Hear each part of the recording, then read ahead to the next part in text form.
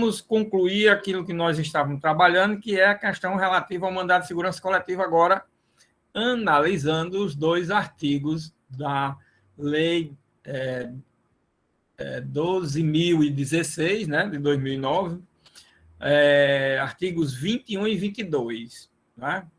Aquilo que nós falamos a respeito do direito líquido e certo foi explicado para mostrar que aquele conceito, aquelas explicações dadas para o direito subjetivo, elas valem e se enquadram perfeitamente nas explicações ou no contexto que eu mencionei depois dos direitos coletivos. Só é substituir a palavra direito subjetivo por direitos coletivos. Aí a situação é a mesma, tá certo?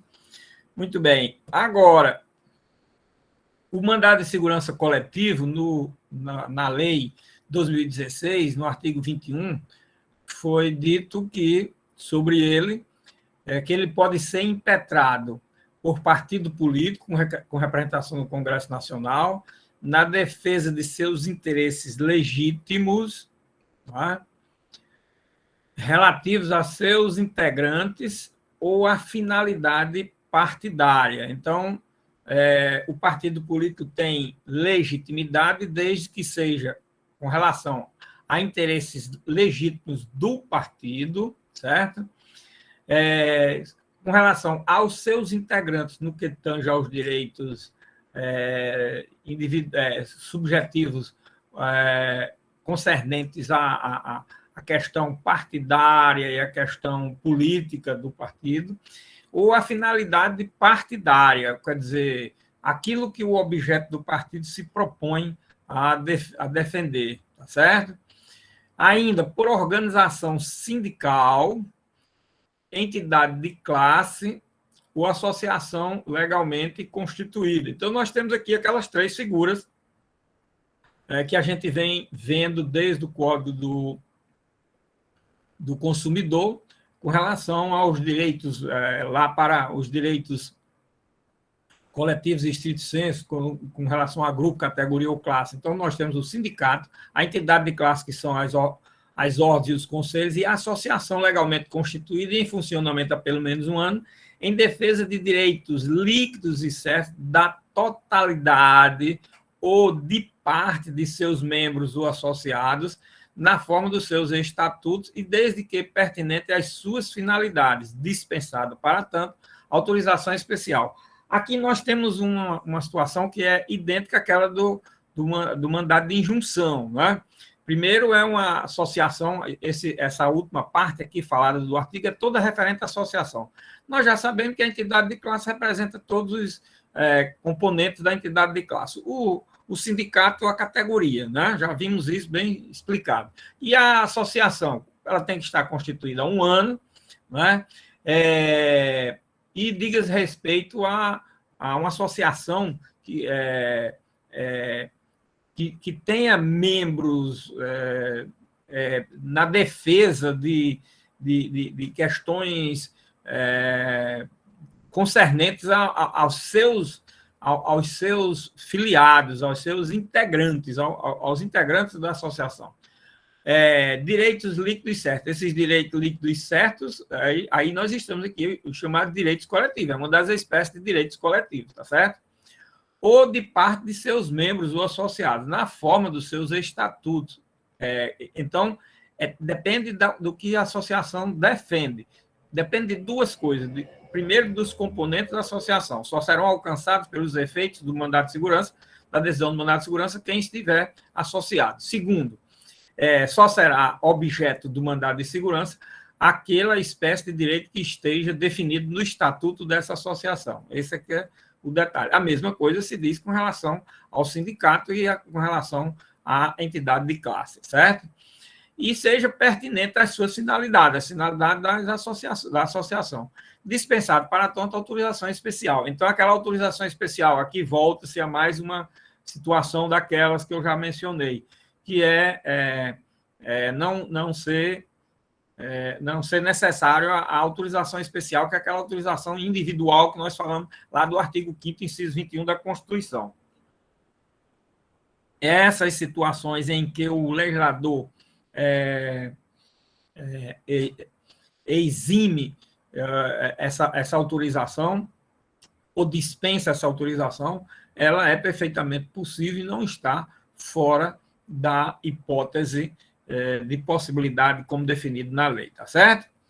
Agora vem o parágrafo único que diz o seguinte: os direitos protegidos pelo mandado de segurança coletiva podem ser coletivos e individuais homogêneos. Coletivos, assim entendidos, para efeito desta lei, os trans individuais de natureza indivisível que sejam titular, grupo ou categoria de pessoas ligadas entre si ou com a parte contrária por uma relação jurídica base.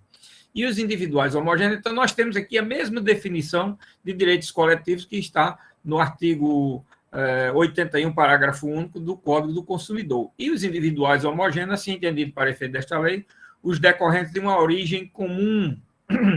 Aqui tá até aqui é de acordo com o Código do Consumidor. E acrescentou mais. E da atividade ou situação específica da totalidade ou de parte dos associados ou membros do impetrante. Se for, logicamente, uma associação ou entidade de classe, logicamente só vai alcançar, se o mandado de segurança for impetrado por uma associação ou membro de uma associação, aqueles que estão filiados a essa associação, não é? Do partido político, a mesma coisa. Então, aqui foi para explicar que os direitos individuais homogêneos aqui são limitados a quem é associado ou a quem é membro do partido, quer dizer, filiado àquele partido político, quando se trata de partido político. Bom, o detalhe... Sim. Alô? Professor, eu sempre... Alba. Eu sempre tive uma dúvida com relação a essa parte do artigo 21, que diz assim, com relação à legitimidade das associações, desde que pertinentes às suas finalidades. Sim. Isso, ninguém nunca considerou, levantou a inconstitucionalidade desse termo, não, porque eu acho que restringe muito, tipo, a legitimidade das associações. Pelo contrário, isso já foi uma criação do Supremo Tribunal Federal. Então, a ideia é restringir mesmo. É restringir. Porque é o seguinte, o Supremo entende que, pelo fato de existir uma legitimidade, isso vale em todos os processos coletivos, inclusive no controle de constitucionalidade, viu? Principalmente no controle de constitucionalidade. Ele criou através do controle de constitucionalidade. Você vê no controle de constitucionalidade, por exemplo, o Estado é legitimado, mas e veja que lá, não, na Constituição, nem na lei que regulamentou, que nós vimos, não existe restrição. Aí o Supremo foi quem disse, mas o Estado só pode ser legitimado, falando aqui do Estado, pode ser outro legitimado qualquer, quando diz respeito a situações em que o Estado tem interesse, está afetado ou reflete contra ele os efeitos do ato que está sendo atacado. Entendeu aí como é interessante? Se não for, ele não existe pertinência temática. Ele foi quem criou isso. Aí, depois que ele criou essa situação, aí as leis passaram a restringir e mostrar, porque senão ele ia também ficar se aguardando a jurisprudência para ele ficar dizendo, porque ele ia dizer. O fato de ter um legitimado extraordinário para ajuizar uma ação não significa dizer que ele pode ajuizar qualquer ação coletiva. Então, por exemplo, no controle de constitucionalidade, são poucos os que podem ter legitimidade para efeito amplo. Aí tem a OAB, Procurador-Geral da República, aí, logicamente, o Presidente da República, a mesa da Câmara, a mesa dos deputados. Esses daí tem. O restante tudo tem que ter pertinência temática. Entendeu? No controle de constitucionalidade. Quando se trata das ações coletivas chamadas comuns, tá certo? Por parte da doutrina, chama essas outras ações, inclusive o mandado de segurança coletiva, aí sempre o legislador diz, mas quando alguém for ajuizar uma ação dessa, certo? Tem que demonstrar essa pertinência temática, porque se não demonstrar, o judiciário vai atacar esse aspecto, entendeu? É limitador mesmo. Por quê? porque eles já acharam um exagero da legislação ter dado legitimado demais. Coisa que não existia antes da Constituição, aí apavorou, assombrou tudo. Essa que é a realidade mesmo, viu, Alba? Tá certo? Exatamente para restringir. Foi isso que eles fizeram. Até certo ponto tem um sentido, porque essas entidades, elas não são... É diferente de um Ministério Público, de uma OAB, que eles têm defesa da ordem jurídica. A defesa da ordem jurídica é uma coisa geral. Uma associação, um sindicato, um conselho, uma ordem, eles não têm interesse. Aliás, a única ordem que tem é a OAB, porque está na Constituição. A única ordem é a OAB, porque está na Constituição. Os outros não têm, certo? Essa legitimidade de defesa da ordem jurídica. E essa defesa da ordem jurídica, tanto é que é preciso estar, só para concluir, é preciso estar na Constituição, a defesa da ordem jurídica. Por isso que a defesa é só dos interesses pertinentes a cada um deles. Certo? Tá, deixa eu ver só se faz sentido aqui na minha cabeça, se isso faz sentido também. Tanto é que as ações em controle concentrado são objetivas e o mandado de segurança coletiva é subjetivo. Exatamente. Né? É subjetivo para mostrar o interesse mesmo coletivo, mas o interesse pertinente àquela entidade ou seus membros. A causa que aquela entidade defende, vamos chamar assim. Agora conectou aqui, professor, deu certo. Agora... Ah, bom, ok. Vamos lá.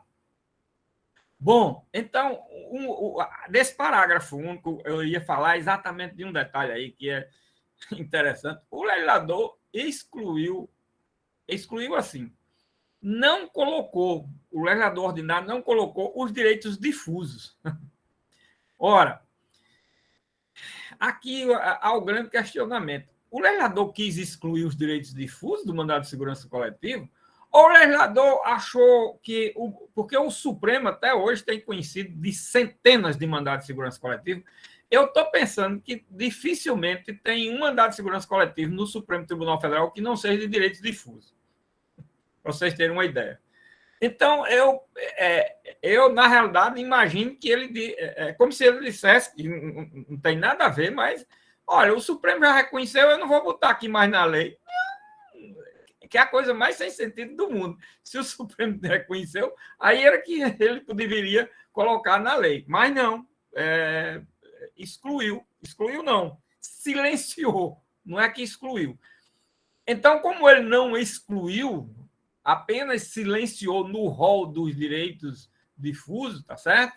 Quanto aos direitos difusos, no rol dos direitos coletivos, quanto aos direitos difusos, então eu estou trabalhando com a ideia que ele, na realidade, imaginou isso, que o direito difuso já estava, por demais, reconhecido pelo Supremo. E, para vocês terem uma ideia, o Supremo não tem dado o menor cabelo, porque depois dessa lei também já teve dezenas ou centenas de mandados de segurança em matéria de direito difuso, e ele nem se deu sequer... fez sequer a leitura, nem falou, apesar da lei, não. Porque o Supremo diz, a Constituição já assegura o mandado de segurança. Aliás, um detalhe, em matéria de mandado de segurança coletivo, para vocês terem uma ideia, o Supremo Tribunal Federal foi, depois da Constituição, foi altamente, vamos dizer assim, proativo, certo? Por quê? Porque ele não esperou que o mandado de segurança coletivo fosse regulamentado, não fez como fez o mandado de injunção, não. Ele aplicou imediatamente e tem sido muito, vamos dizer assim, liberal ou receptivo quanto aos mandados de segurança coletiva que são ajuizados no Supremo Tribunal Federal. E são muitos, viu, minha gente? E para vocês terem uma ideia desse avanço, o Supremo não existe na lei nem na Constituição. O Supremo já reconheceu legitimidade de deputado federal impetrar mandado de segurança coletiva, para vocês terem uma ideia como o Supremo tem sido receptivo em matéria de mandado de segurança coletiva. Ele diz que um deputado ou um senador parlamentar federal que impetrar um mandado de segurança coletiva na defesa dos interesses do partido, do processo legislativo, ou seja, algo que que diga respeito aos interesses políticos, partidários e parlamentares do parlamento, o parlamentar tem legitimidade. Existe pelo menos um mandado de segurança, ele conheceu dessa forma, para vocês terem uma ideia. Isso nem está na Constituição, nem está na lei. Vocês vejam aí como é interessante. E eu acho até que é possível, porque você veja o seguinte, no mandado de injunção, o cidadão pode. Tá? E o mandado de injunção tem muita correlação com o mandado de segurança. O grande diferencial é que do mandado de segurança sempre trata do ato comissivo. O mandado de injunção trata do ato omissivo. Essa é a grande diferença. Embora se saiba que antes do mandado de injunção, existia mandado de segurança, pode-se ainda, utilizar o mandado de segurança em ato omissivo, não legislativo, certo? Legislativo não, mas administrativo pode. Esse é um detalhe também interessante em matéria de mandado de segurança e mandado de injunção, certo? Então, o Supremo, levado por aquilo que ele já tinha falado com relação ao mandado de injunção, já caminhou no sentido de dar legitimidade a um parlamentar federal para impetrar mandado de segurança, certo? Em matéria que diga respeito ao interesse político propriamente dito, seja do partido ou do funcionamento do Congresso, ok? Então, temos essas peculiaridades, minha gente.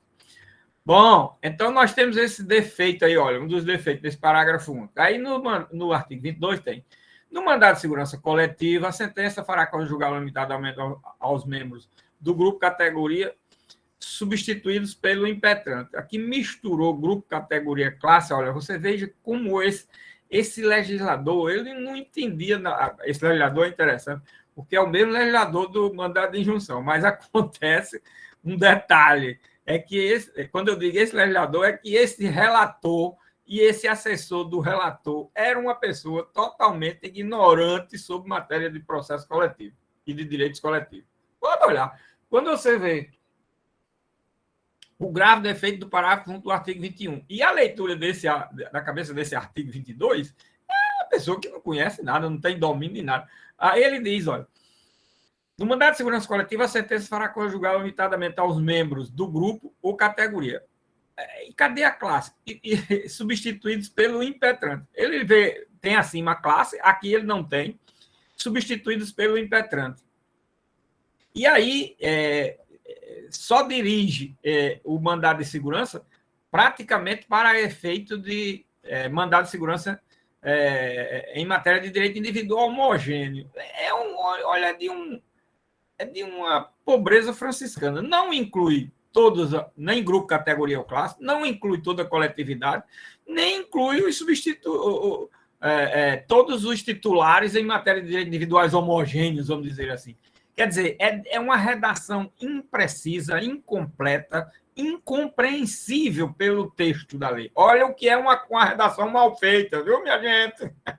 Olha o que é uma redação mal feita. Porque quem vai. A redação não é feita para o titular, não. A redação é feita para os outros. Olha aí, nós outros aqui, fazendo a leitura, como temos dificuldade de entender o que esse legislador escreveu, o que ele quis escrever, o que é que ele. Nós temos aí incompletude, imprecisão e incompreensão. Somente isso.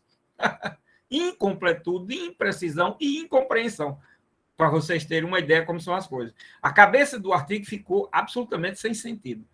Aquilo que eu havia falado, como está muito mal regulamentado no mandado de segurança na lei. E aí, no parágrafo 1º do artigo 22, tem o mandado de segurança coletivo não induz litispendência. Na realidade, na cabeça do artigo, ele quis tratar aquela situação do artigo 103 do Código do Consumidor. Certo? E aí, ao invés da gente fazer a leitura desse artigo 22, é melhor fazer a leitura do artigo 103 do Código do Consumidor. Por aí vocês vejam. Então, abandona-se a leitura disso daí, porque a ideia que passa é que ele queria transcrever ou tratar da matéria da forma como está o artigo 103 do Código do Consumidor, mas foi de uma infelicidade a toda prova. até por isso eu duvido até que ele conheça até a leitura do artigo 103 do Código do Consumidor, quem redigiu esse dispositivo, para vocês terem uma ideia de uma imprecisão, o que leva a esse absurdo da gente imaginar isso. Como é que um legislador não conhece sequer o texto do artigo 103 para copiar? É uma coisa absurda. E o parágrafo primeiro, ele, na realidade, copia, outra cópia também, outra reprodução que ele quis dar do artigo 104, que é o mandado de segurança não induz litispendência para as ações individuais, mas os efeitos da sentença após o trânsito em julgado, assim, a leitura, como eu já expliquei para vocês, não beneficiarão o impetrante a título individual se não requerer a desistência de seu mandado de segurança no prazo de 30 dias a contar da ciência comprovada da impetração da segurança coletiva. Bom, neste caso aqui do parágrafo 1º, o artigo 104 do Código do Consumidor apenas fala em suspensão do processo, mas aqui o legislador tratou da matéria como foi tratado no mandado de injunção. Nós vimos que no mandado de injunção é preciso existir a desistência do mandado de injunção para se valer do julgamento. Se tem um mandado de injunção individual e tem o coletivo, tá certo? É preciso que haja desistência. Aqui também, no mandado de segurança, é preciso que haja desistência, tá certo? Então, a diferença desse dispositivo do mandado de segurança para o artigo 104 do Código do Consumidor é a providência que o impetrante toma, que é o quê? Que é ele desistir do mandado de segurança. Lá no artigo 104 é pedir suspensão do processo, tá certo? Então, tem essa diferença aqui do artigo 104. Mas isso é uma reprodução do artigo 104 com essa peculiaridade. No parágrafo 2º do artigo 22, o mandado de segurança coletiva, no mandado de segurança coletiva, a liminar só poderá ser concedida após a audiência do representante judicial da pessoa jurídica de direito público, que deverá se pronunciar no prazo de 72 horas. Bom, minha gente, nesse caso aqui, nós temos só uma norma procedimental, de que pode haver pedido de liminar, que é a tutela de urgência em matéria de mandado de segurança. Liminar em mandado de segurança é tutela de urgência, na forma tutela de urgência de natureza cautelar ou de antecipação de efeitos, como está no Código de Processo Civil, né? A linguagem é que é outra, os institutos são os mesmos, tá certo?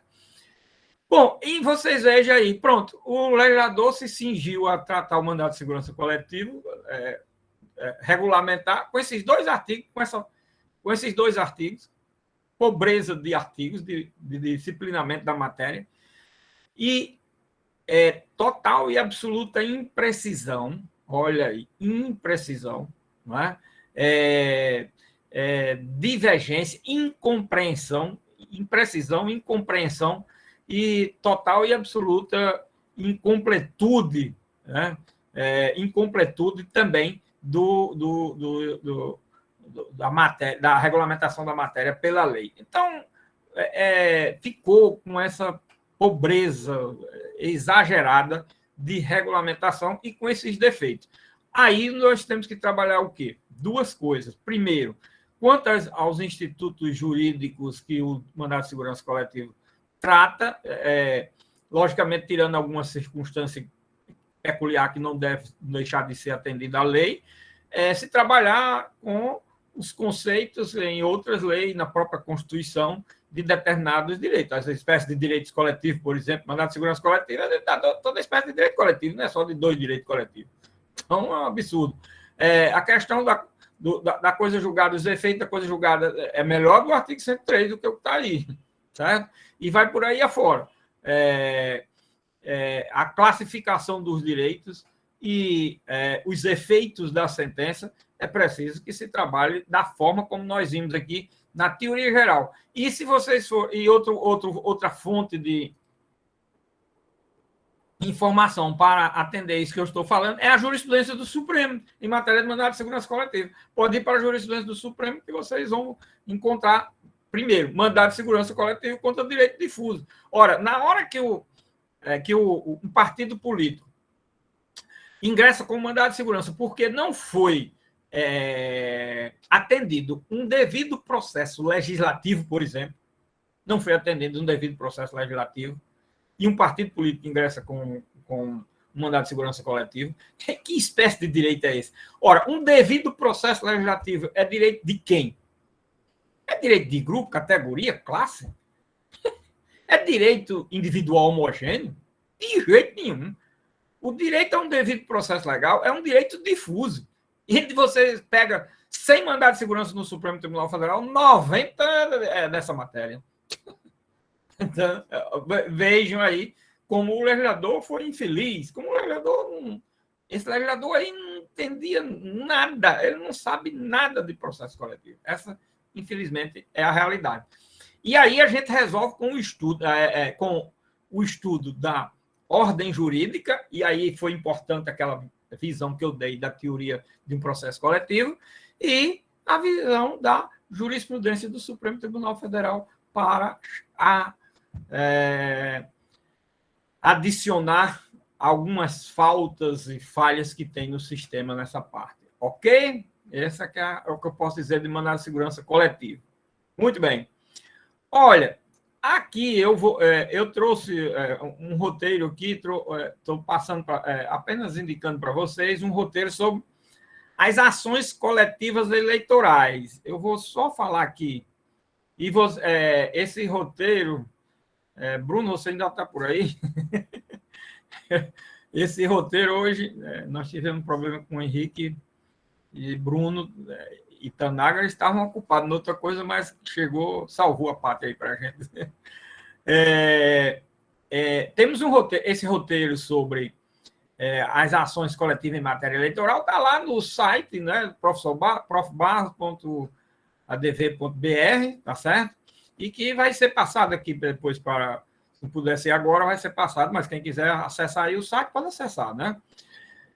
Vai ser passado para o grupo e para o CIGAR, certo? Para ficar o roteiro lá para vocês arquivarem, utilizarem aí da forma que quiserem, ok?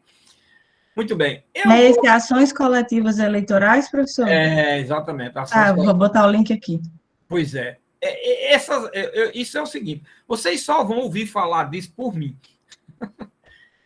Não.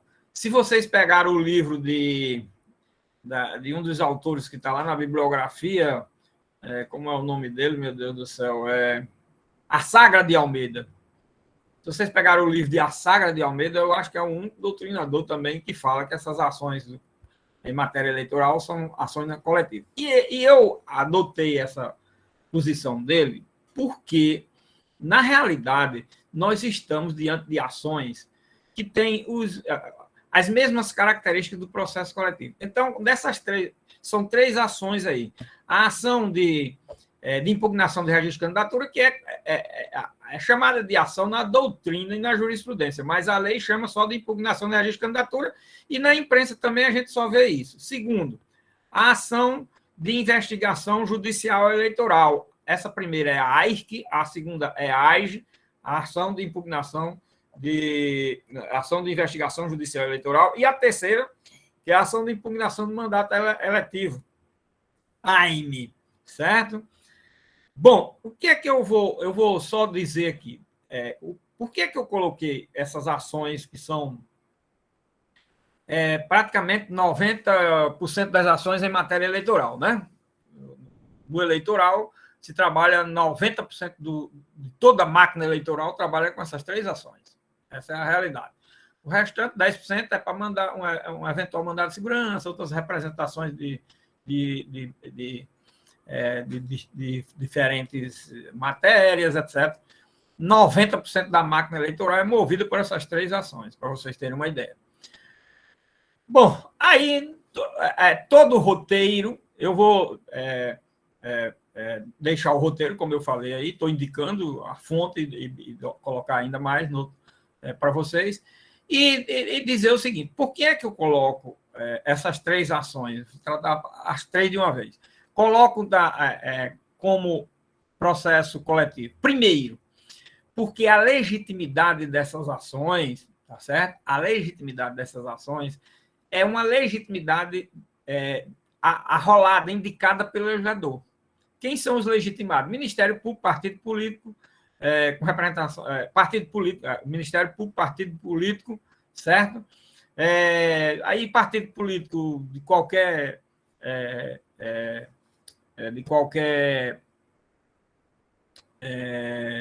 diretório, nível federal, estadual, municipal, etc. Certo?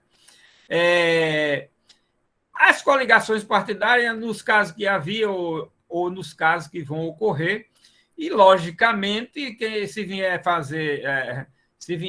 a existir a tal da federação de partidos, aí a federação passa a ser também legitimada.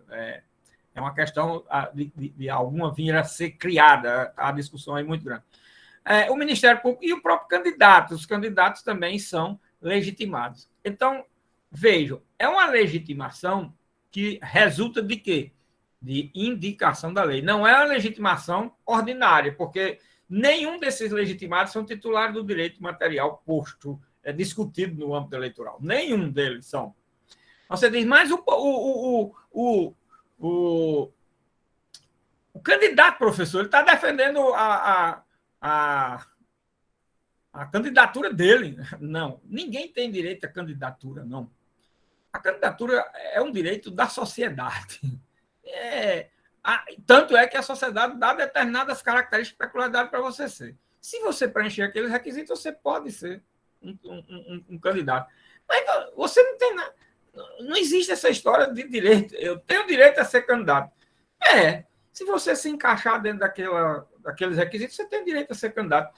Como qualquer pessoa tem direito a ser proprietário. Se você se encaixar nos requisitos, agora a primeira coisa para ser proprietário é preciso que você tenha dinheiro para comprar alguma coisa para ser proprietário. Olha aí.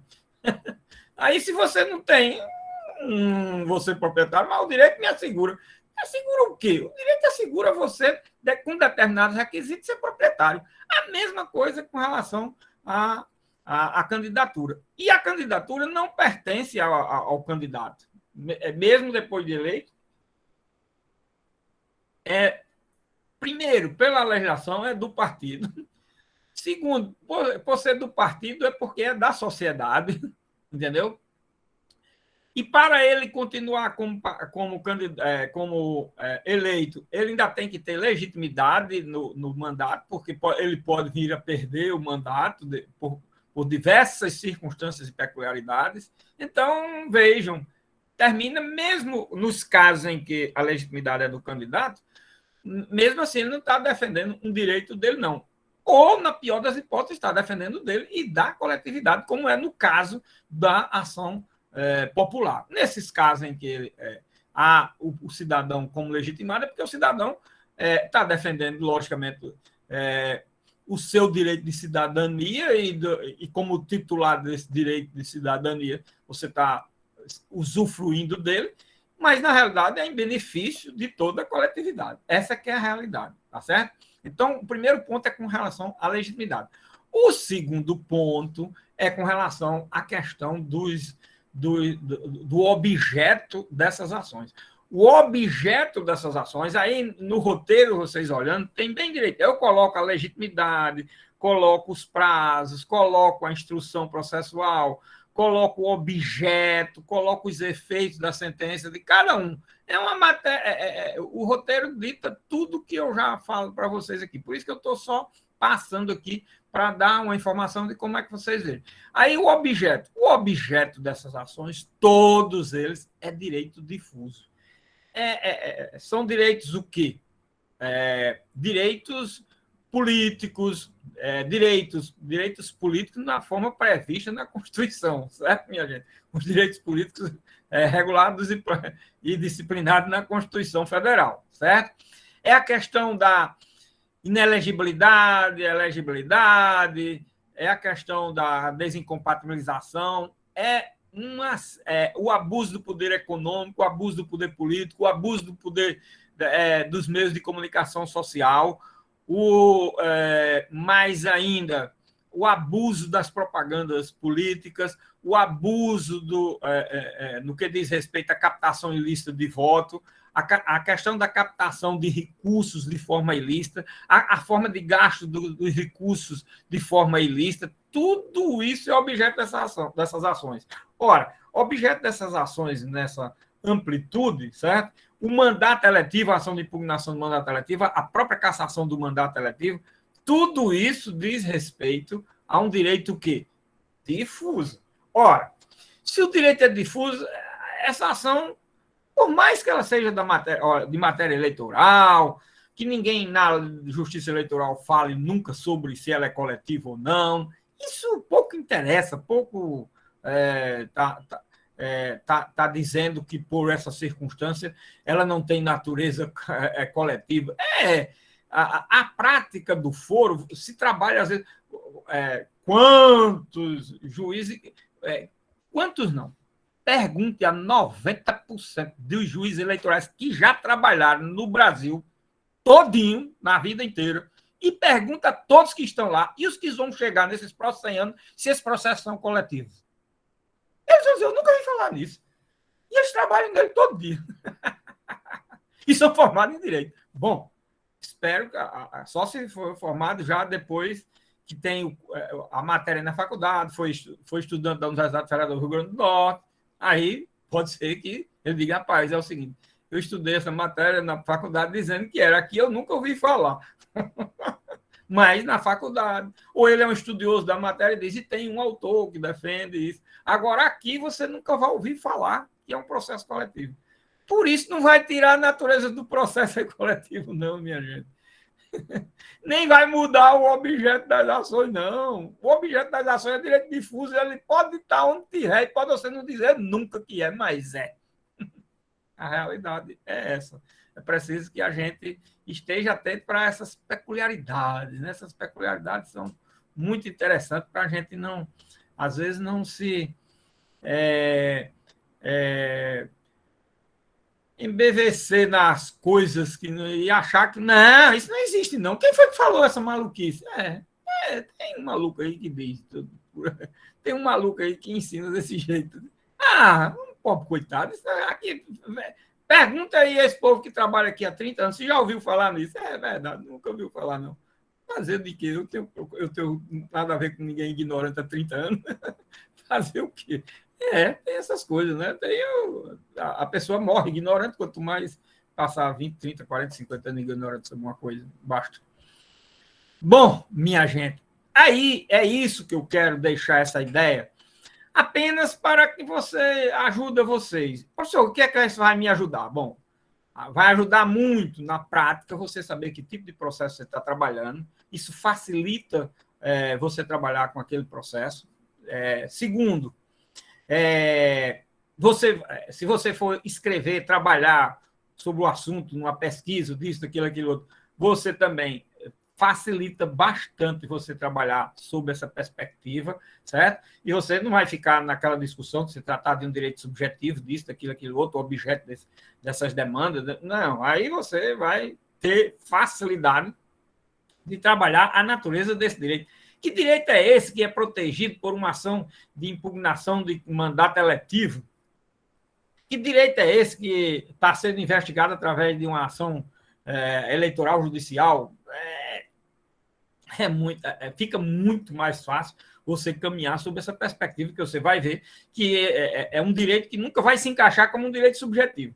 E aí, onde é que eu encaixo isso daqui? Se não é um direito subjetivo, pois é muito fácil, você encaixa lá e você vai ver que se trata de uma espécie de direito coletivo dos mais proclamados, respeitados, falados, divulgados, que é o direito difuso. Então, vocês vejam aí como é interessante esse aspecto, né?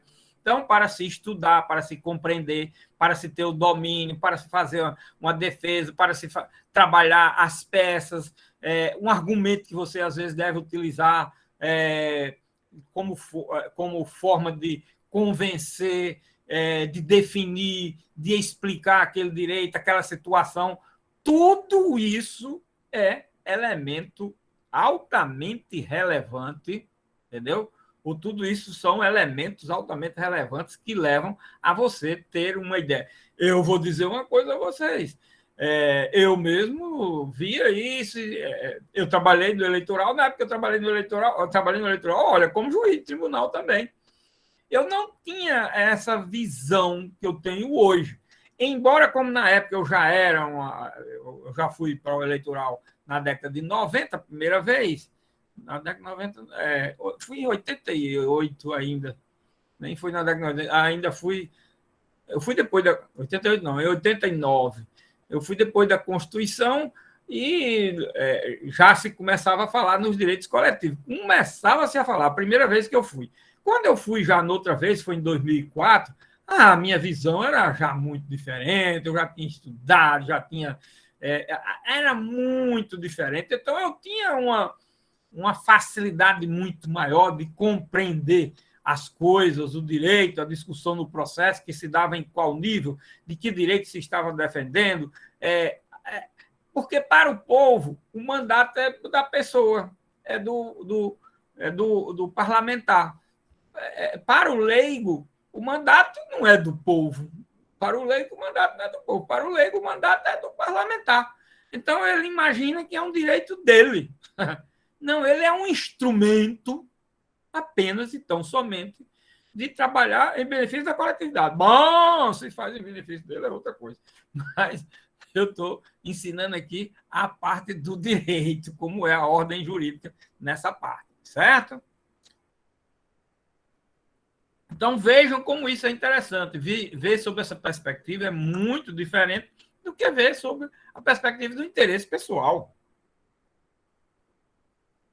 Trabalhar a ideia de que um parlamentar ou um administrador eleito tem o direito do exercício do cargo do... Não, só se preencher os requisitos previstos em lei e a legitimidade. A legitimidade, ora, você veja, depois tem a ação de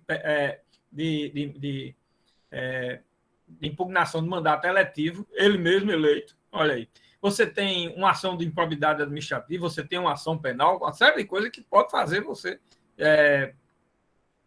além dos impeachment que existe, né, no âmbito federal, estadual, municipal, veja como são outros elementos que entram aí e que seu direito fica sujeito a quê? Seu direito fica sujeito à obediência à ordem jurídica, tendo em vista que os interesses não são seus.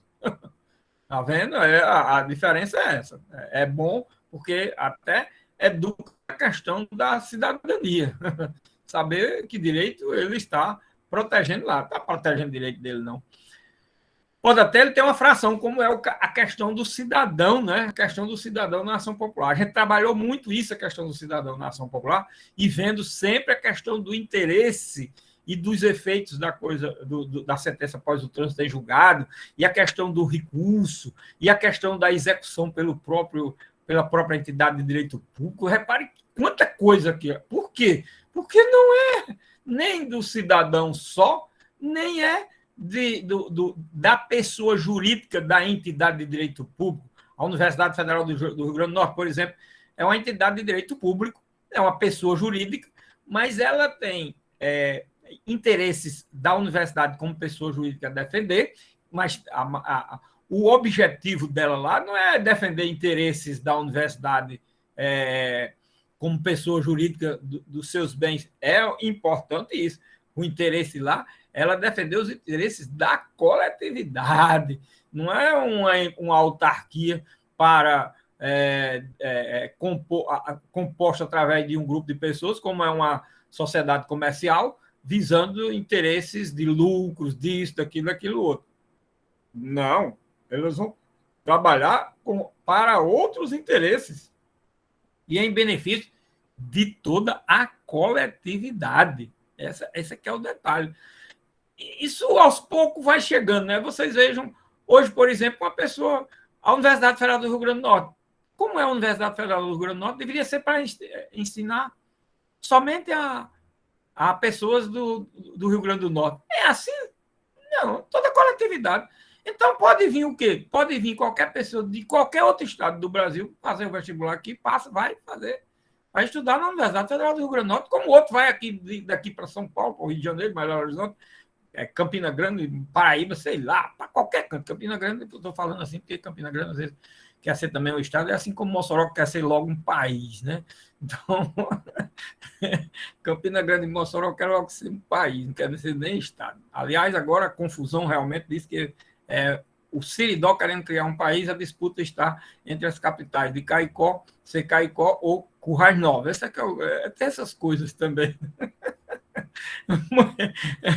Mas em todos os aspectos é interesse da coletividade. O importante é que tenha interesse da coletividade. O pior é que está assim mesmo. O pior é que está assim mesmo. Rapaz, Mossoró e Campina Grande já foi mais forte. Hoje eles já estão mais.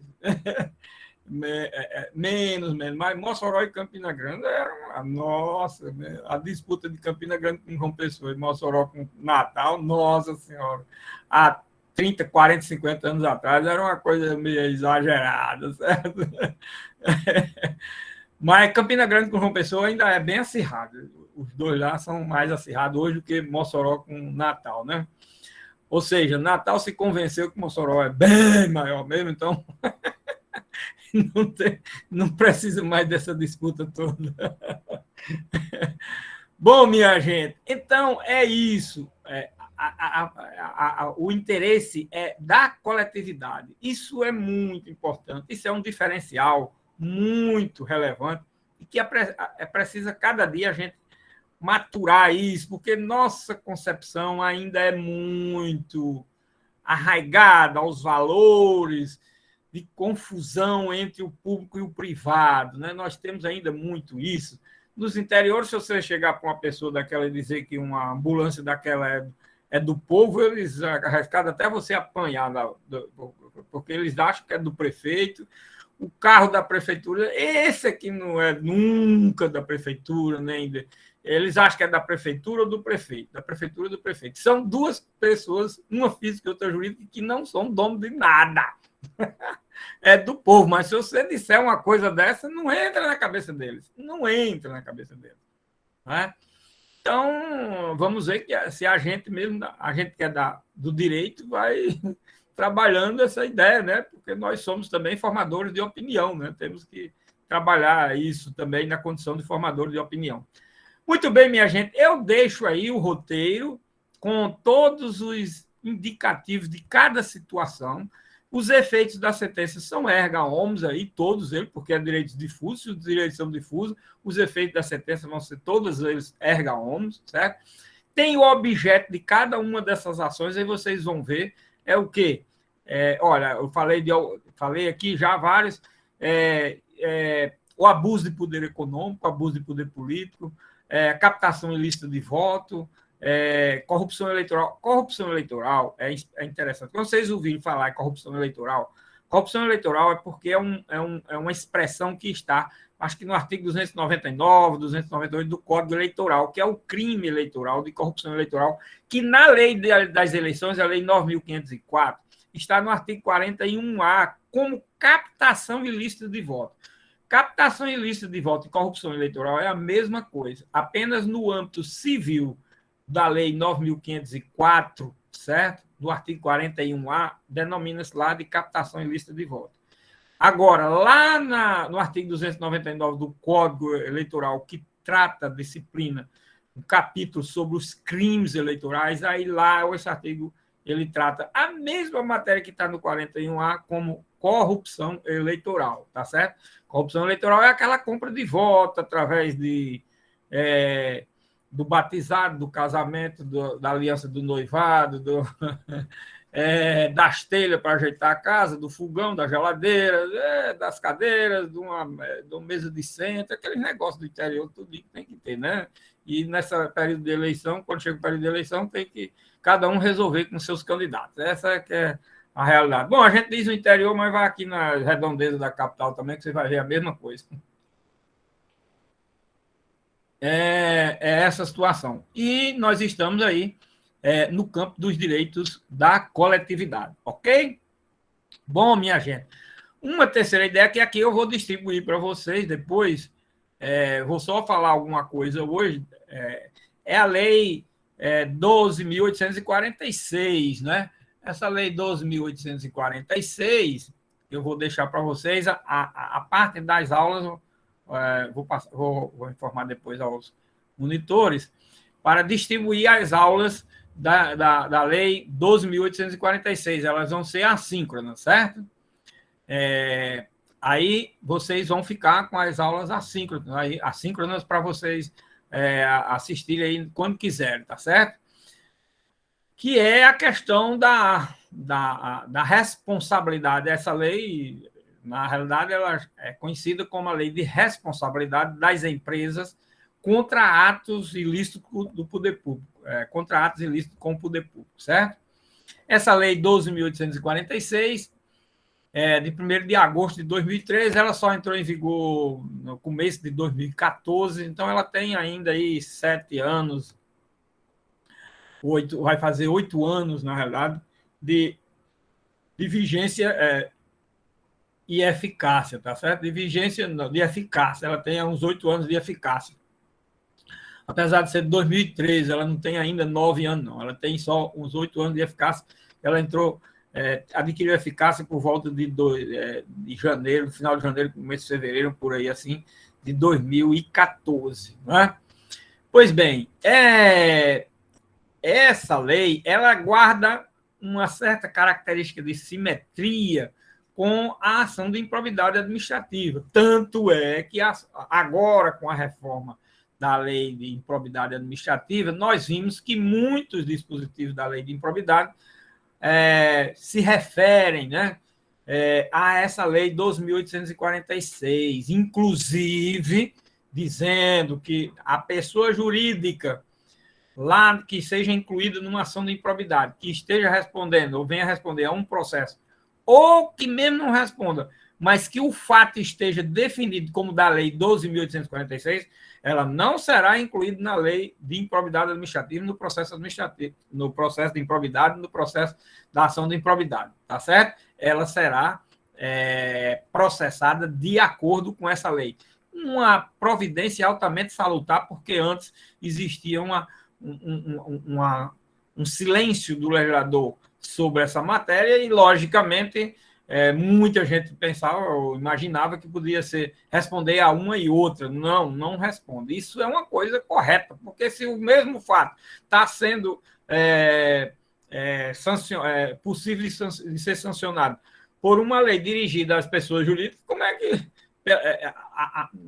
uma responsabilidade no âmbito civil sancionatório, como é que você vai aplicar 2 responsabilidades civis sancionatórias pelo mesmo fato? Isso é uma coisa assim, uma excrescência, não é? Nesse caso, pode haver bis in idem da própria ação. Neste caso, repare que não há bis in idem na ação de improbidade, quando os objetos são diferentes, primeiro. Segundo, quando se trata de ação de improbidade, processo administrativo e processo penal, aí não há bis in idem, mas nós vimos que há bis in idem com relação aos efeitos da sentença, né? No que tange aquele efeito que está numa ação e se já tem em outra, não vai se sancionar 2 vezes, certo? Sanciona, se é a reparação do dano, não vai ocorrer 2 vezes. Se é suspensão dos direitos políticos, não vai ocorrer 2 vezes. Então, suspensão do direito político é num ou no outro. Aí são quanto aos efeitos, tá certo? Quanto à ação, nós temos só essa ação de responsabilidade das empresas contra o poder público, né? Com a ação de improbidade administrativa, quando se trata de pessoa jurídica, e se o objeto da improbidade está também definido como objeto desta ação. E aqui nesta ação, eu vou trabalhar para vocês, só mostrando aqui o seguinte. Ela trata das disposições gerais que mostram que aqui nós temos, olha aqui, outro detalhe, é que essa responsabilidade, a responsabilidade que as empresas respondem aqui nesta ação, nesta lei, é uma responsabilidade objetiva. Olha, não é subjetiva, porque é pessoa jurídica. Repare que detalhe importante, interessante. Aí há preciosismo da responsabilidade. E se nós estamos diante de uma responsabilidade objetiva, o que é que ela é diferente da responsabilidade subjetiva, professor? Porque lá na ação de improbidade mas o legislador lá também, agora com as inovações ocorridas, ele adaptou a questão de sanções que devem serem, que a pessoa jurídica deve responder, e também a questão de como é que age a responsabilidade da pessoa jurídica e a responsabilidade da pessoa física lá, que não existia antes na lei esse disciplinamento, agora nós temos. Pois bem, aqui é uma responsabilidade objetiva. Responsabilidade objetiva, a responsabilidade é apurada ou apurável sob a perspectiva de 3 elementos: o fato, o dano e o nexo causal. Aquilo mesmo que se fala na responsabilidade penal, certo, minha gente? Quando ela é subjetiva, que é no caso penal também, a questão da culpabilidade, certo? Aí nós temos 4 elementos. Quando ela é objetiva, nós só temos essas 3: o fato, o dano e o nexo causal. Nós não apuramos a questão do elemento subjetivo, culpa ou dolo. Ok? Esse detalhe é muito importante. Então, ele mostra isso daí e depois indica os sujeitos ativos, passivos, os responsáveis. Aí nós temos no artigo 5º os atos lesivos à administração pública. Quais são os atos? Olha, esse artigo 5º corresponderia ao que está lá na Lei de Improbidade, aos artigos 9, 10 e 11. Aqui é só um artigo, o artigo 5º, só com relação às empresas, atos praticados pelas empresas, certo? Aí, outra coisa nessa lei que é importante é o seguinte: essa responsabilização, por isso que o legislador aqui chama de responsabilização, essa responsabilização ela pode ser no âmbito administrativo e no âmbito judicial. A mesma coisa nós vimos lá na ação de improbidade administrativa. Agora também nós temos um processo administrativo lá na ação de improbidade administrativa, porque antes tinha só uma previsão, não tinha um processo administrativo tão trabalhado como está agora na lei nova, tá certo? Pois bem, aqui também, como lá, nós temos o processo administrativo, que é sancionatório, e dele pode resultar determinados efeitos. A mesma coisa com relação ao processo administrativo no âmbito da improbidade. Resulta efeitos de quê? Com relação ao agente público. Com relação ao agente público, lá, por exemplo, na ação de improbidade, pode haver uma demissão a bem de serviço público, pode haver uma suspensão e pode haver uma advertência. São sanções de ordem administrativa lá na lei de improbidade administrativa, na responsabilidade administrativa. E no processo da improbidade administrativa, nós temos o quê? Nós temos todas aquelas sanções que nós trabalhamos na segunda questão, que é aquelas sanções do artigo 12 da lei de improbidade administrativa, com todos os seus parágrafos, com uma série de circunstâncias indicando agora como é aplicada a sanção, na forma do que está nos parágrafos do artigo 12, tá certo? E, logicamente, com essa série de dados e informações. Aí temos o processo administrativo, que o legislador chamou de responsabilização administrativa. Essa responsabilização administrativa, porque no processo administrativo aqui resulta o quê? Multa, publicação extraordinária da decisão condenatória. Na aula sobre a matéria, como eu analiso artigo por artigo, vocês vão ver. Eu estou aqui só dando umas dicas para vocês melhor entender a aula que está lá que vai ser assíncrona, sobre a matéria na sua completude. No artigo, esse é o artigo 6º, por exemplo, com relação à questão da responsabilização, que são os efeitos da decisão no processo administrativo, artigo 6º. Artigo 7º é como serão aplicadas as sanções, que é o que em direito penal seria dosimetria da pena, aqui seria atendimento ao princípio da proporcionalidade, também a graduação, a gradação da sanção nesse processo, tá certo? E aí, quanto à forma, o processo administrativo de responsabilização. Artigo 8º até o artigo 15, nós temos aí a questão do processo administrativo. No artigo 16, nós temos o Instituto da Leniência, tá certo? Até o artigo 16 e 17. Aí, no artigo 18, nós temos lá a responsabilização judicial. A responsabilização é o processo judicial, tá certo? Judicial, cujo objeto é aquele mesmo do artigo 5º. O artigo 5º, o objeto se presta tanto ao processo administrativo quanto ao processo judicial, tá certo? Agora, os efeitos da decisão do processo administrativo, eles estão no artigo 6º, certo? E os efeitos da decisão do processo judicial está no artigo 19, os efeitos da sentença. Perdimento de bens, suspensão e interdição parcial das atividades da empresa e dissolução compulsória da pessoa jurídica. Vejam que aqui, e proibição de receber incentivos, subsídios, subvenções, doações ou empréstimos de órgãos ou entidades públicas, de instituições financeiras, pelo prazo mínimo de 1 e no máximo de 5 anos. Vejam o quê? Que aqui nós temos o quê? Nós temos as sanções, que são sanções muito peculiares e adaptáveis e se encaixam como sanções a pessoas jurídicas, tá certo? A pessoas jurídicas. Aí você diz assim, professor, mas se for apurado, temos aí na lei tudo, e vocês vão, se vocês assistirem a aula, vão ver tudo isso.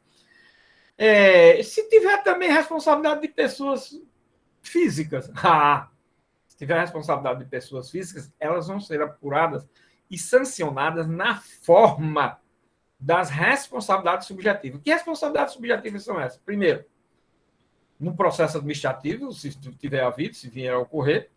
Segundo, numa ação de improbidade administrativa, se o caso se encaixar como de improbidade. Terceiro, numa responsabilidade penal também.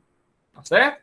Então, olha, essas sanções que estão aqui no artigo 19 da Lei de Responsabilidade das Empresas, elas não são sanções para pessoas físicas, porque não, as pessoas físicas, os fatos não são apurados ou apuráveis à luz de uma responsabilidade objetiva. Com relação às pessoas físicas, são apurados ou apuráveis à luz de uma responsabilidade subjetiva. Outra coisa, professor, mas de uma ação desta, que está no artigo 19 e seguinte desta lei, podem ser incluídas pessoas físicas? Não. Se tiver pessoas físicas que haja indício de autoria por parte deles de algum ilícito, eles vão responder por uma ação de improbidade administrativa se o caso for de responsabilização civil, certo? Sancionatória, civil sancionatória.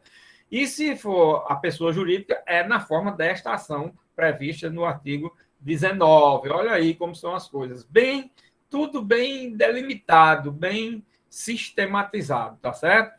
Os efeitos da decisão da improbidade vai para o agente público ou por pessoa física que tiver participado da forma como está na lei de improbidade, certo? E as sanções são as de lá. E com relação à pessoa jurídica, as sanções são essas daqui, que estão no artigo 18, aqui, 18, não, no artigo 19. No artigo 19. Tá certo?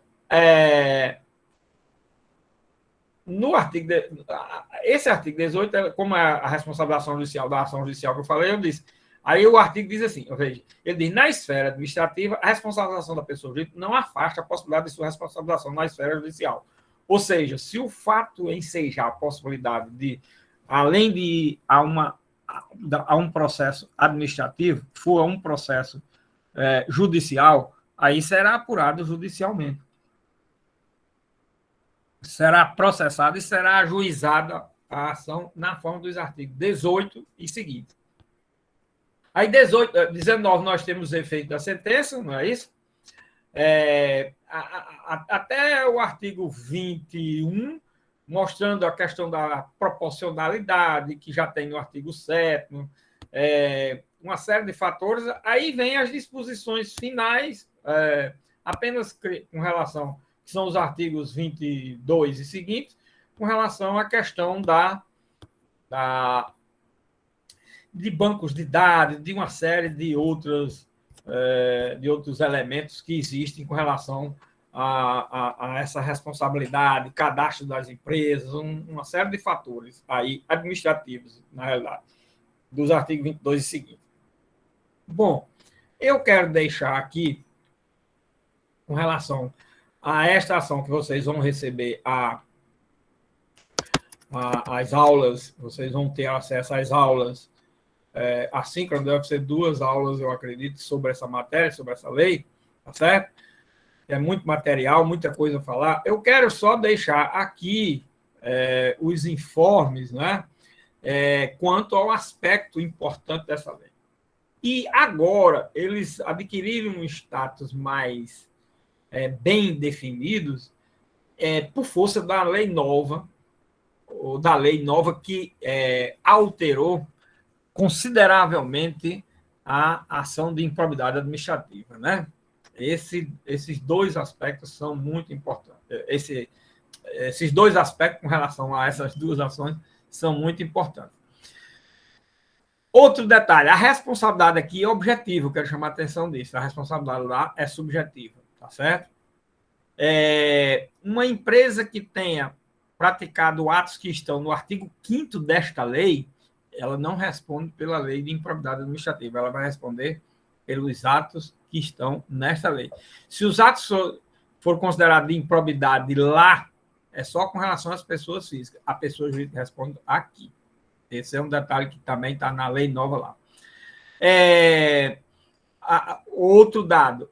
Aqui, como lá, pode haver tanto processo administrativo como processo judicial. Os dois aplicando sanções. Processo administrativo sancionatório, processo judicial cível sancionatório, de natureza cível genérica, aquela história que nós falamos com relação à ação de improbidade administrativa. Sancionatório. Aí nós temos esse aspecto aí também muito importante e relevante. Tá certo? Agora,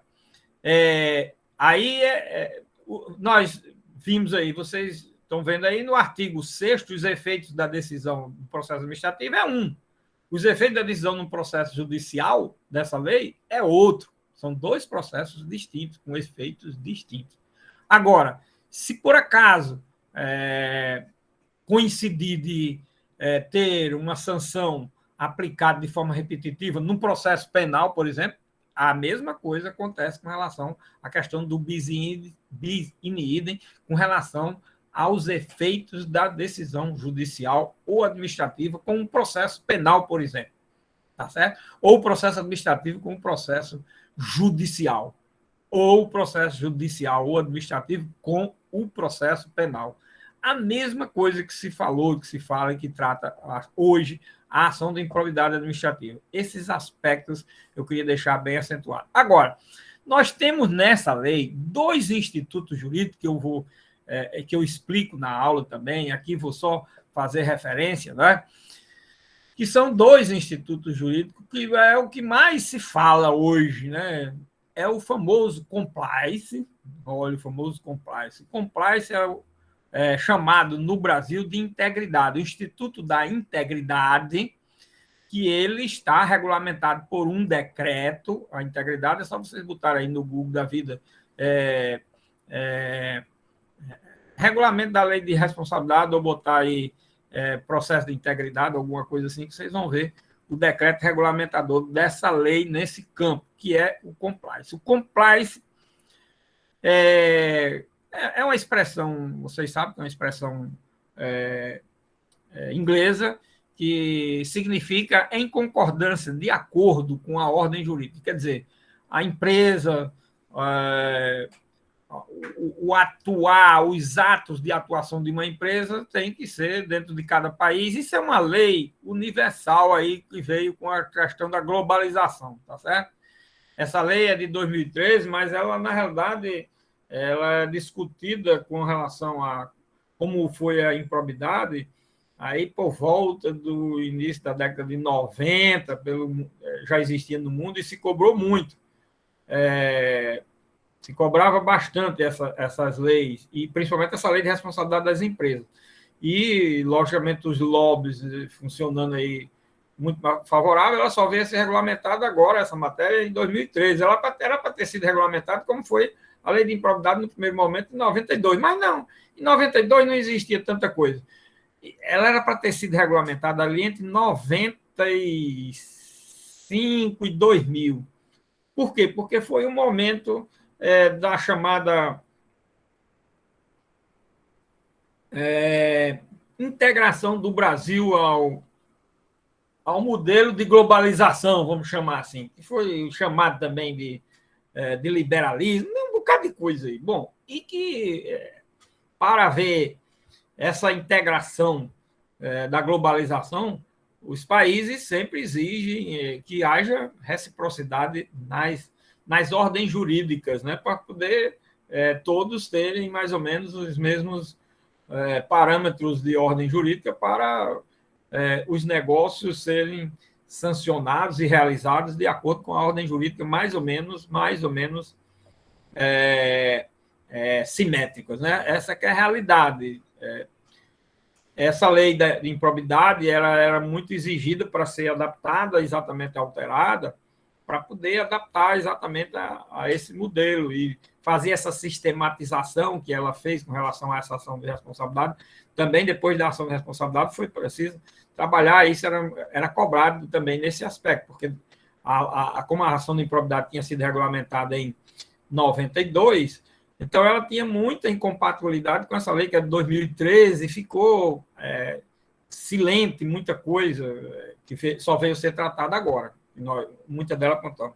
Então, o compliance, nessa lei, ele está referido aqui só no artigo, deixa eu ver aqui, ele está referido aqui no artigo 7º, no inciso 8º, acho. Na lei, ele só tem isso aqui. Artigo 8º dessa lei. A existência de mecanismos na hora de aplicar a sanção, certo? Deve ser levada em consideração a existência de mecanismos e procedimentos internos de integridade, auditoria e incentivo à denúncia de irregularidades e a aplicação efetiva de códigos de ética e de conduta no âmbito da pessoa jurídica. Bom, a lei todinha só fala de compliance nesse inciso, desse artigo. Esse barulho todo em que a gente escuta no Brasil e no mundo sobre compliance é só esse inciso. Repare como um inciso de uma lei dá trabalho. E você pode ser um especialista e montar um escritório de advocacia ou trabalhar no escritório grande de advocacia voltado exclusivamente para esse trabalho e para essa tarefa. Para vocês terem uma ideia. Um inciso de uma lei implica em você poder ser um especialista na matéria e manter um escritório, grandes escritórios no Brasil e no mundo por ele. Vocês estão vendo aí o que é o efeito de uma lei, de um dispositivo, de um artigo, de um parágrafo, de um inciso, uma coisa assim. Um inciso. Bom, aí você já pega o quê? Você pega um decreto do Brasil com, sei lá, 20, 30 e tantos artigos que regulamenta esse inciso. Né? Aí você já tem um acervo razoável para estudar o assunto e para compreender um pouco sobre o assunto, através desse decreto que regulamenta esse inciso 8º do artigo 7º da lei. Certo? Aí, para você trabalhar o compliance, por que ele é tão rico assim, professor? Porque a empresa que adota o compliance, e isso hoje é um mundo, porque o mundo dos negócios exige, nem que seja de forma aparente, eu vou logo dizer, porque tem muita coisa que é só aparente aí, pelo menos dizer que a empresa é uma empresa que adota compliance, porque se ela não adotar compliance, ela já é vista nos negócios de forma um pouco, no mínimo, desvirtuada, certo? Já não é bem vista. Então, ela precisa ter um trabalho de compliance. E o compliance, aí você, para organizar um compliance numa empresa, aí é preciso você ter um código de ética interno da empresa, é preciso que você tenha um estatuto de compliance, uma série de... É preciso que você monte uma estrutura dentro da empresa para trabalhar esse compliance, essa integridade da empresa. É preciso que a empresa, como diz aí o dispositivo, ela passe agora a não aceitar mais... Isso parece até que eu estou falando assim de uma coisa surreal, mas está na lei fazer o quê? Ela não pode mais participar de qualquer vantagem que alguém queira para realizar algum ato da empresa, uma licença, uma autorização, um processo administrativo, isso, aquilo, aquilo outro. ela tem que denunciar na hora que isso ocorrer. E ela tem que ter internamente um acompanhamento rigoroso desse departamento de compliance ou de integridade da empresa, a fim de que evite que essas coisas aconteçam na empresa, na própria atividade comercial também, a lealdade comercial, no âmbito comercial, empresarial, o que for, e a questão do tratamento externo com relação ao poder público. Então, isso é uma coisa assim fenomenal. É por isso que é preciso ter grandes escritórios e uma estrutura enorme para trabalhar um assunto desse. Por isso que o escritório, para trabalhar com isso aí, é preciso que ele tenha uma estrutura mínima para implantar o Instituto da Integridade em uma empresa, certo? Ele pode, logicamente, trabalhar como assessor e ter uma equipe ou da própria empresa ou contratar uma equipe para isso. Então, é por isso, minha gente, que hoje é um grande nicho da advocacia. Bom, esse é um ponto. O outro que eu quero chamar a atenção, que está nessa lei, é o Instituto da Leniência, certo? Aí sim, o Instituto da Leniência, nós vimos aí que nós temos na lei um capítulo dedicado à leniência, né? Acordo de leniência, que é o capítulo 5 da lei, e que nós temos aí o artigo 16, que trata da matéria, né? O artigo 16 da lei, artigo 16, 17 e 17. Artigo 16 e 17. Nós temos 2 artigos, o artigo 16 tem aí uma quantidade enorme de parágrafos, né? 10 parágrafos, né, sobre a matéria. Então, nós temos aí, quanto à leniência, nós temos alguns critérios, que eu também explico tudo na aula assíncrona que vai ser distribuída, tá certo?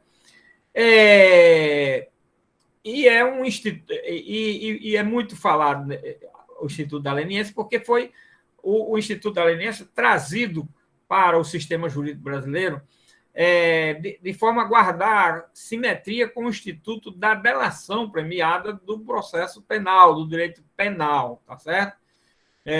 Que foi um desastre aí para o Brasil, essa história de copiar as coisas sem antes conhecer e querer aplicar do jeito que é nos outros países. Aí, no Brasil, o que acontece? Acontece as baboseiras que aconteceram e estão sendo tudo desmanchado aí, pelo Brasil afora. Então, é isso que resulta, copiar e querer que se fazer para uma sociedade que nem conhece o Instituto, da mesma forma, ou querendo aplicar coisas importadas. O Instituto, no momento, apresentava-se como a salvação da pátria, depois passou a ser o buraco da pátria. É uma coisa impressionante. Não se sabe fazer as coisas no Brasil de forma que se trabalhe. É a ignorância, né, minha gente? A ignorância da área jurídica, do quem participa, quem está responsável por isso. Não tem preparo, não tem. Quer fazer as coisas da maneira que vem na sua cabeça. E as coisas não são assim. É por isso que nos outros países as coisas são estudadas décadas, às vezes aí só vão implantar, e uma lei dessa para ser implantada num país, nossa, vocês não querem saber a dificuldade que um país como os Estados Unidos, qualquer país da Europa, a dificuldade que eles têm de uma lei entrar em vigor. Uma lei lá não entra em vigor menos de um ano de jeito nenhum. Por quê? Porque enquanto eles não estão se sentindo seguro, hábil para aplicar aquela lei, ele não fala. Antônio Silva, parece que ele está querendo falar aí, a mãozinha aí. Ô, Antônio, pode falar à vontade. Vai lá, Antônio. Estou esperando, pode se pronunciar. Está vendo aí problema de comunicação, Antônio? Antônio Silva, está escutando? Estou passando. Pode falar. Não sei se ele levantou a mão aí de forma involuntária. Bom, então, enquanto você não... bota aí uma nota no chat para eu ver, saber se você está aí. Tá certo? Então, minha gente, veio de uma forma interessante. Aí, nesta lei, recebeu a denominação de leniência. No direito penal, colaboração ou delação premiada. Na lei de improbidade administrativa, recebeu a denominação, foi outra denominação, né? A denominação de termo de ajustamento de conduta, não, tem um termo de ajustamento de conduta e tem o termo de, como é, agora sim, chega, fale aí, quem tiver lembrado. Termo de não sanção civil, de não aplicabilidade, como é? Esqueci a expressão aqui, fugiu. É acordo de não persecução civil. Acordo de não persecução civil, olha aí. Cara, chegou, obrigado, Alba. Olha, acordo de não persecução civil. O que é o acordo de não persecução civil? É o termo de leniência, o acordo de leniência, o instituto da leniência que está nessa lei. Igualzinho. Aí lá, olha, cada legislador bota um nome diferente. O negócio é botar um nome diferente. Não é nada de diferente, é a mesma coisa. Agora, claro que o que pode existir são determinados requisitos, peculiaridades de lá e daqui, né? Mas o acordo de não persecução civil é o acordo de leniência, ou termo de leniência que está nessa lei. E são esses acordos no âmbito civil, aquela ideia de civil lato sensu, né? Dos processos sancionatórios, que guardam simetria com o instituto da delação ou da colaboração premiada do processo penal. Aí nós temos o acordo de não persecução civil para as pessoas físicas, de leniência para as pessoas jurídicas. Pode ser também que a gente possa dividir assim, tá certo? Não persecução civil, professor, o acordo de não persecução, porque é para as pessoas físicas, tá certo? De leniência para as pessoas jurídicas. Mas lá na lei de ação de improbidade também pode ser contra pessoa jurídica, quer dizer, não dá para você definir totalmente dessa forma, mas é um referencial aí para a gente entender os institutos sob essa perspectiva de mudança de denominação.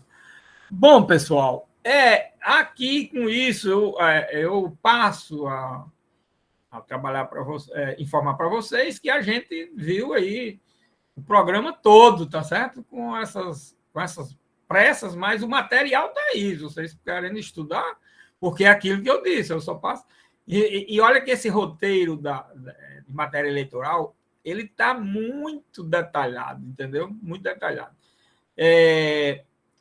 Aí vocês, logicamente, vão compreender facilmente, porque ele está pontuado cada aspecto. O objeto, a legitimidade, a instrução do processo, e as fontes legais todas, tá certo? Logicamente, tem aí atualização, mas isso daí é para entender só. Eu não me preocupo com atualização aí, porque é para entender o processo como coletivo, tá certo? Eu não estou dando matéria eleitoral aqui, tá certo? A parte do direito eleitoral, logicamente, é douta. Eu só estou dando aqui a parte do processo eleitoral, desses processos eleitorais aí, e, logicamente, dou um acervo de exemplo, onde é que estão na lei, tá certo? Lógico que tem muita coisa alterada. Quem for estudar o assunto no campo eleitoral para se especializar na matéria eleitoral, não se limita a isso daí, não. Aí é só para ter uma ideia do processo, tá certo? É para esse efeito, o roteiro do professor está todo desatualizado. Tá. Mas eu não estou ensinando direito eleitoral, nem estou ensinando essas ações aí para ser trabalhado. Eu estou dando uma ideia do que é esses processos eleitorais em termos de configuração de ser um processo coletivo. É essa concepção. Só com essa concepção. Tá bom? Agora, esta lei aqui, vocês vão ter a aula total, com todas as explicações, tá certo? Detalhadas, e aí vocês estão entregando o trabalho hoje. Durante esta semana, se Deus quiser, nós vamos fechar aqui o tema, os assuntos. Eu corrigiria a prova, logo vou fazer o máximo possível, trabalhar hoje de manhã, de tarde, não, hoje não, amanhã, tarde, de noite, quarta-feira, tudo que é para daqui para quinta-feira, no máximo, eu estou dando essas notas, tá certo? Para esta semana ainda a gente fechar, se eventualmente alguém ficar numa quarta prova, eu já passo, tá certo? Faz que nós temos essa semana, ainda temos temos até a próxima semana, até terça ou quarta da próxima semana, para fechar o sistema, tá certo? Então, como nós temos até para fechar o sistema. Agora, eu estou dizendo para fechar o sistema. Daqui para lá eu já quero ter feito tudo.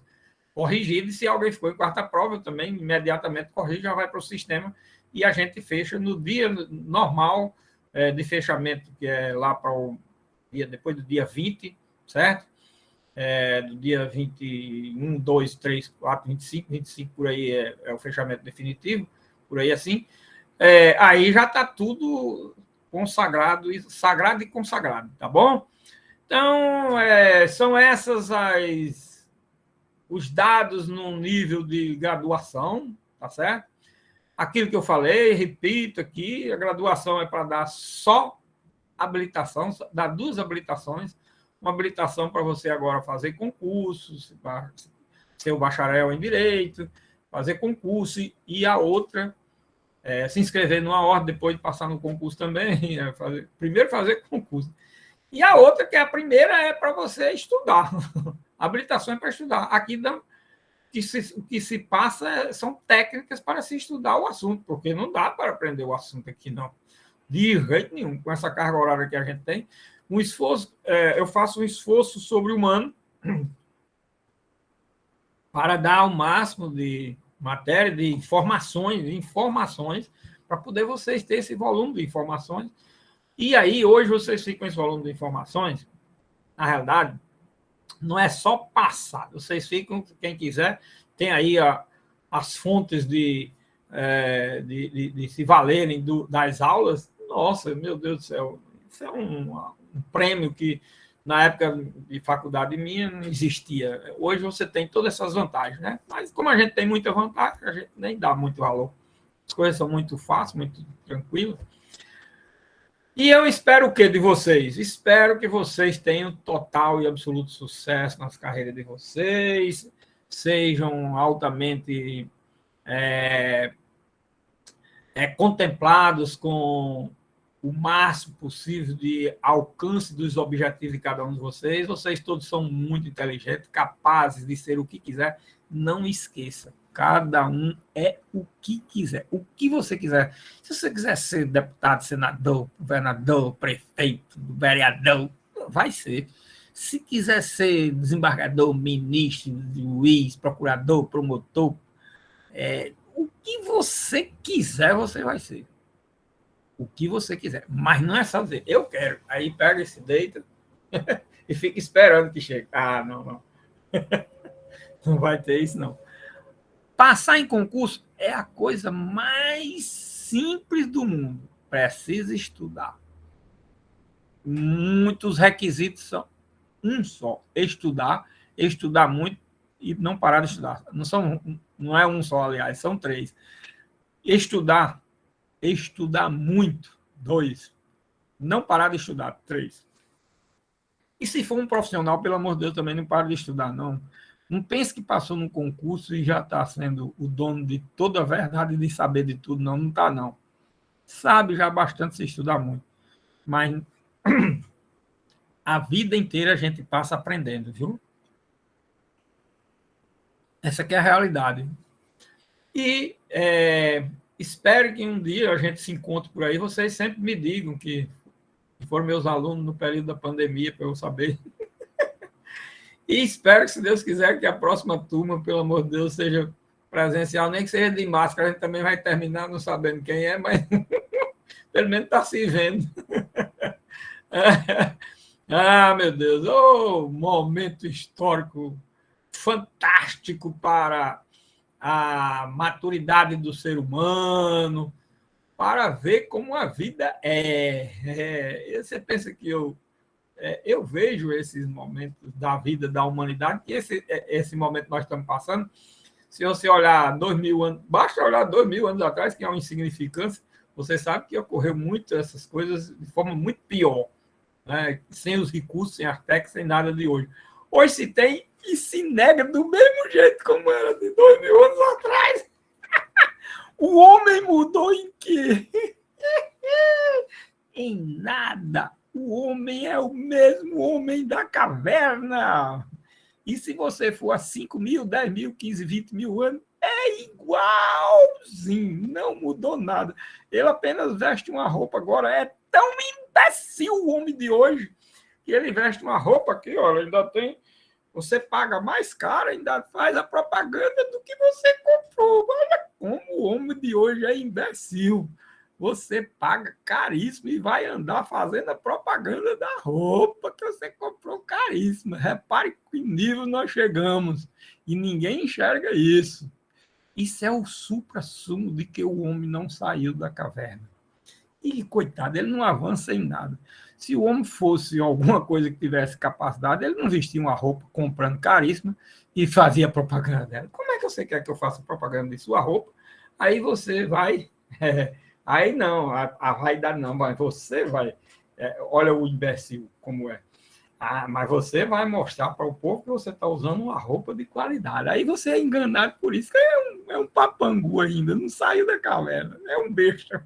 Todos nós somos esse besta, certo? Então, aí nós precisamos o quê? Precisamos pelo menos de ter consciência disso, precisamos de saber, precisamos de estudar, aí é sempre estudar, sempre avançar em alguma coisa. A humanidade, acredito, eu não sei, daqui a mais uns 50 milhões de anos, eu penso que ela alcança um bom nível. E o Brasil, daqui a uns 2.000 anos, alcança um razoável nível. Em 500 anos também não dá nem para a gente saber como é que vai ser esse povo brasileiro ainda. Eu espero que daqui a mais 500 anos a gente já tenha um avanço extraordinário, já se entenda essas leis que eu passei aí, esse instituto, daqui a 500 anos. Mas daqui a 500 anos, se alguém pegar uma gravação dessa minha de mapa, esse cabra já falava isso naquela época, mas tem uns doidos que vivem em determinados momentos históricos. Tá bom, pessoal? Então, um abração muito grande para vocês, felicidades na vida de vocês, sucesso profissional, o que vocês quiserem desejar. É só o que eu deixo aqui para vocês, tá bom? Um abraço, professor. Obrigada pelo semestre. Por nada, felicidade. Tchau. Tá bom, um abração para todos vocês, né? E espero um dia ir conhecendo vocês aos pouquinhos, né? Porque por enquanto... É isso aí, obrigado, professor. Um abraço, muito obrigado, professor.